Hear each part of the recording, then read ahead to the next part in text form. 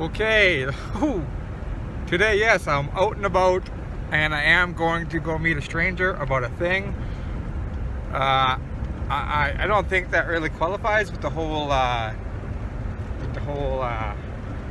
lockdown, for the social isolation thing, but it was pre-discussed. I told him that I was socially isolating, and this fella said that he has been working from home, taking precautions, and we respect each other's precautions. So I'm doing it.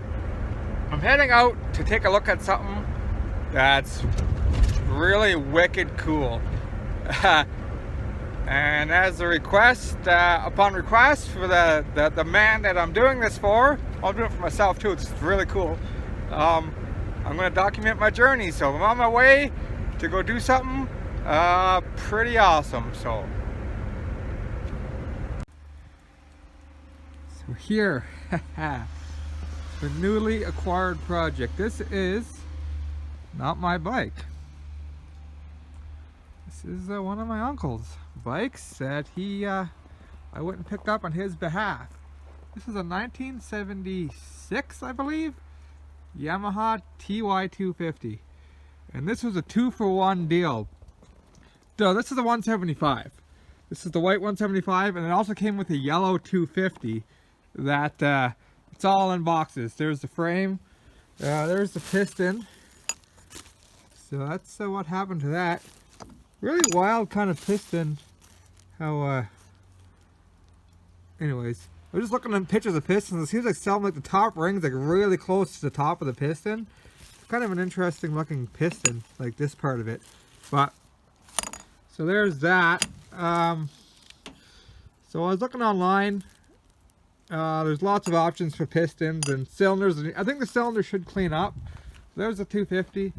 The 175, it's mint, man. Like, there's the tires. Even things like the guy's pointing out to me, the chain tensioner's not even wore down. It's just,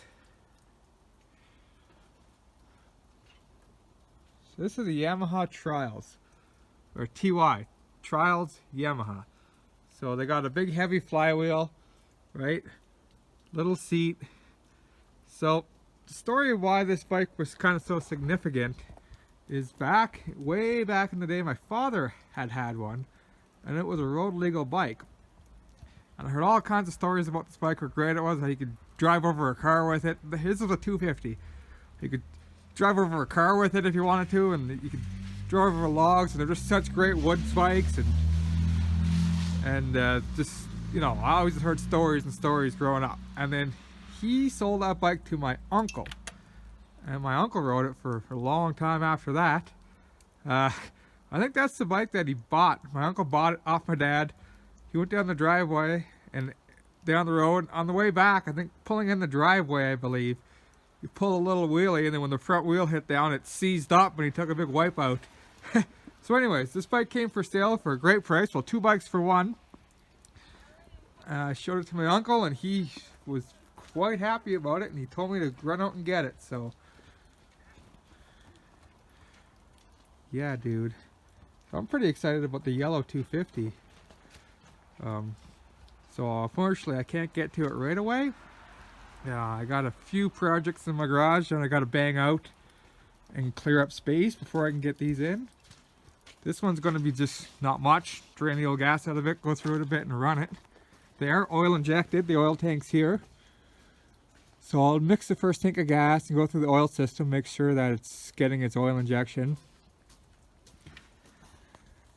And so you're probably thinking like, oh, you're supposed to be in lockdown and now you're going out and buying motorcycles. So what I did was, the guy lived out in a rural area. Had a conversation with him. He as well was self-isolating. Went there, you know, did the money e-transfer. There was no transfer of money. Like, we didn't touch hands, we didn't shake hands. Came home, washed my hands, sanitized. So there was, I don't know, I feel as if we took adequate precautions there. I don't want to be leaving the house and doing things like that any more than I have to, but this just seemed like a need, man. It says don't leave the house if you don't have to, but this thing, yeah, man, it's a cool bike. It means a lot to the man I'm buying it for. I think my dad's gonna think these are pretty cool too, so I can't wait to ride these things. I like this one, it's cool, but I'm excited to get the 250 together and going. Frig yeah, man, it's gonna be a little pair of beauties. So, that's a project amongst all the other projects. Super sweet, man, super sweet. Okay, my first project at hand is this baby here. This is a 2013 or 2014 KLR 650 here. I'll get around to it for another view here. Earlier in the summer, I had a neighbor say, not a neighbor, a friend text me and say, hey, do you want to buy another motorcycle? And I said, no. And they're like, well, there's a bike for sale. The guy wants to get rid of it. Want me to send you a picture? I was like, sure, send me a picture. So they sent me a picture. I was like, oh, a KLR. That's sweet. I was kind of thinking about getting like a big kind of adventure bike. I was thinking of getting like a DRZ 650 or something. Doing it up for like long distance adventure. So like, oh, the KLR. It's kind of a big fat old bike, but they have quite a strong following. They're kind of, you know, they are what they are. So then I went and met the guy, and there was a bike. It comes with the seat and the side panels and some other things it came with.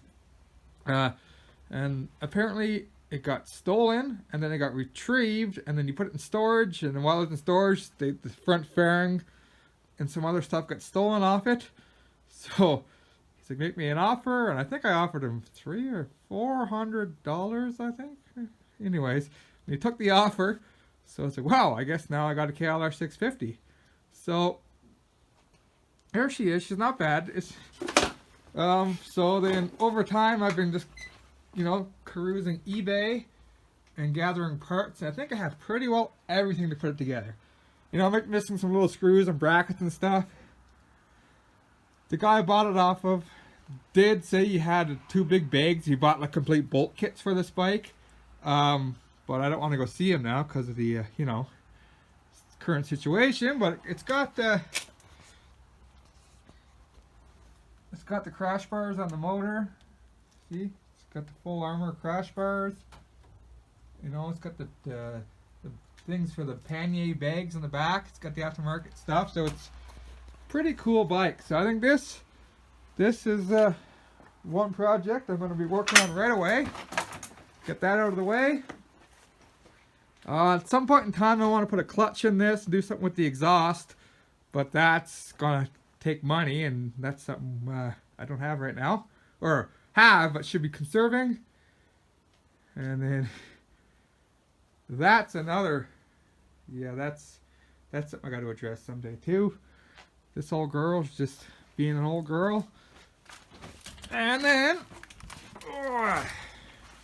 this is my newest bike I have. It's my 2014 CRF 450.